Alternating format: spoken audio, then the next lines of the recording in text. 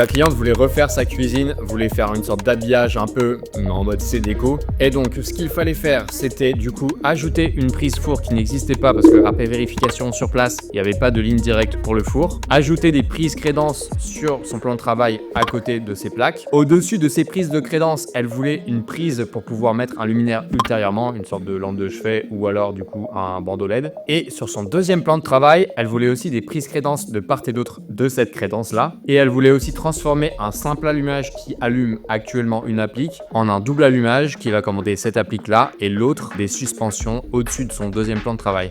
Petit souci, c'est que derrière le placo se cache un polystyrène collé. Il va falloir donc faire chauffer une boule chauffante pour pouvoir passer derrière ma gaine ou mon câble. Et c'est parti, on fait péter le feu. On allume la boule chauffante. Donc il faut rester assez longtemps sur la boule, hein. On ne voit pas comme ça, mais je suis resté environ 2 à 3 minutes sur la boule. C'est noté dans le mode d'emploi du coup de la boule EDMA. Je te mettrai le lien en commentaire vers cet outil. D'ailleurs, je te conseille de toujours lire les modes d'emploi. Même pour les choses les plus basiques, tu apprends toujours des choses importantes dedans. Donc là, rien de bien compliqué, tu as juste à laisser tomber la boule chauffante par gravité. Il faut juste être sûr que ta chaînette ne soit pas entravée, qu'elle soit bien libre et qu'elle puisse du coup laisser tomber la boule au fond du trou. Et donc là, tu peux voir le trou créé par la boule dans le polystyrène. J'ai dû m'y reprendre à 2 fois, donc j'ai réchauffé la boule une deuxième fois, mais globalement ça s'est bien passé sur cette partie verticale. Ça m'a pris environ 10 minutes, je dirais, pour encastrer du coup ma gaine. Donc là, on entre dans la deuxième partie, c'est l'encastrement horizontal qui est la partie compliquée. Pourquoi est-ce compliqué ? Parce que tout simplement, tu n'as pas de tuyau comme j'en ai là pour pouvoir encastrer du coup la boule de manière horizontale. Alors c'est là que j'ai eu l'idée d'utiliser du coup un tuyau de plombier en multicouche qui soit assez résistant, tu vois, pour pouvoir du coup ne pas brûler sous l'effet de la boule chauffante, mais qui puisse être aussi flexible pour que tu puisses encastrer convenablement ta boule derrière le placo sans tout arracher.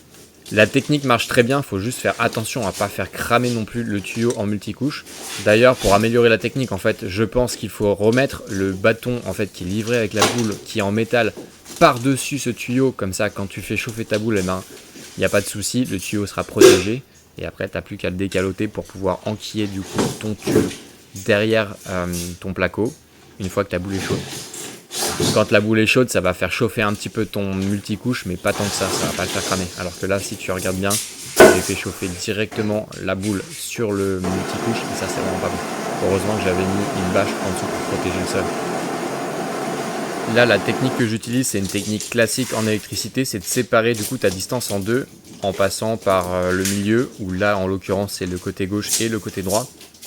Ça permet de diviser l'effort à peu près, tu vois, c'est beaucoup plus dur d'enquiller du coup quand tu as une grosse longueur là et quand on a une petite. Donc ce que je fais, c'est que je commence à droite et puis après j'ai fini par la gauche pour rejoindre du coup mon trou qui est créé. On peut vérifier que le trou a été bien réalisé par la boule donc dans l'isolant.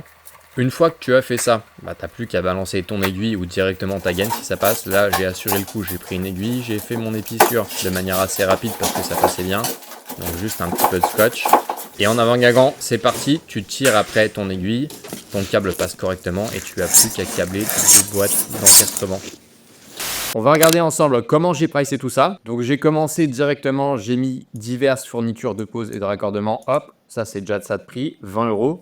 Donc mon devis et ma facture sont faits sur le logiciel Obad comme toujours. Je te mettrai le lien en commentaire pour bénéficier de 20% de réduction sur ta première année. Maintenant ce que je fais c'est que je mets toujours mes prix en neuf pour tout ce qui est création de prises ou d'interrupteurs. Là tu peux voir le descriptif qui correspond à ce qu'elle me demandait avec le nombre de prises en crédence, la prise four et la prise étagère à rajouter et du coup le simple allumage à créer en plus du simple allumage existant. À ce prix en neuf, j'ajoute après le temps supplémentaire pour faire la rénovation, donc c'est-à-dire pose de moulure ou alors encastrement. Dans son cas, j'étais parti sur de la moulure à la base, donc sur 10 mètres linéaires de moulure. Et en plus, il fallait que je touche au tableau. Du coup, j'ai rajouté une main-d'œuvre pour toucher au tableau. J'ai mis à jour ma facture une fois que le chantier était fini. Je me suis aperçu que j'avais un circuit supplémentaire dans la boîte de dérivation, ce qui m'a permis après de réalimenter facilement une nouvelle ligne four depuis cette boîte de dérivation, sans faire de saignée sans faire de moulure. J'ai mis à jour le nombre de prises que j'ai posées effectivement sur le chantier. J'ai rajouté un peu de matériel que j'ai mis en plus sur le tableau parce que je l'ai fait différemment finalement. J'ai rajouté un petit TS, donc le dépannage du radiateur. Et j'ai rajouté aussi le temps passé à raccorder la boîte de dérivation, ce qui n'était pas prévu dans le devis initial puisque j'aurais dû repasser en moulure pour alimenter ce four. Le seul truc que j'aurais pu faire, c'est que j'ai pas refacturé le temps passé en plus à analyser la situation. Et je pense que j'aurais pu refacturer 1 à 2 heures de travail supplémentaire parce que ce temps que j'ai passé à analyser la situation, franchement, tu vois, j'aurais pu se payer. En plus, le travail du coup est mieux fait. Ça pouvait se défendre. En termes de temps de travail, donc j'ai passé de 10 à 19h30 environ le premier jour de travail avec 1 heure de pause. Donc ça fait 8h, 8h30 de travail. Et le lendemain, j'ai passé 4 heures. Donc ça fait quasiment entre 12 et 13 heures de travail. Donc si tu pars sur 12 heures, on va dire à 50 euros, ça fait 600 euros de main d'œuvre. Normalement, t'en as à peu près pour 300 euros de matériel. Donc ça ferait, tu vois, 900 euros de chiffre d'affaires total. Là, on tombe sur un peu moins de 800. Écoute, de toute façon, il n'y en a pas eu pour beaucoup de matériel. Donc franchement, je pense que ça les balait. On est pas mal. Et le résultat, c'est que la cliente était ravie. Bon, déjà, je lui ai évité des moulures. J'ai diminué son prix. Et en fait, surtout, ce qu'elle a kiffé, tu vois, c'est que j'ai pris mon laser, mon niveau laser pour pouvoir aligner pile poil les prises en crédence. Et ça, franchement, elle a trop kiffé. Donc même si tu peux le faire avec ton niveau classique,